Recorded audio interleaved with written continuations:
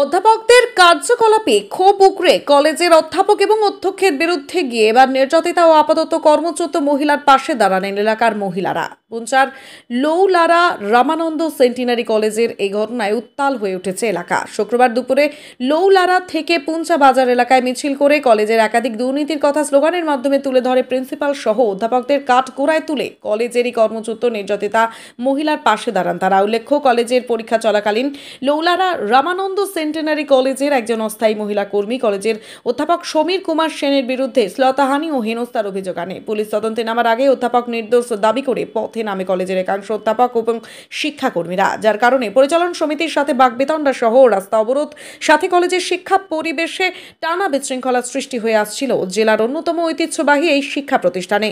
দিন কয়েক টানা আন্দোলন, অভিযোগ পাল্টা অভিযোগে উত্তাল হয়ে উঠেছিল লৌলারা কলেজ। নির্যাতিতাকে এক প্রকার দোষী সাব্যস্ত করেই তার নাম প্রকাশ্যে এনে দুর্নাম রটাচ্ছিল কলেজের অধ্যক্ষ এবং অধ্যাপকরা বলে অভিযোগ। এরই মধ্যে এলাকার মহিলাদের স্বতঃস্ফূর্ত এই আন্দোলন শিক্ষাঙ্গনকে ঘিরে কি রূপ নেয় সেটাই এখন দেখার বিষয়।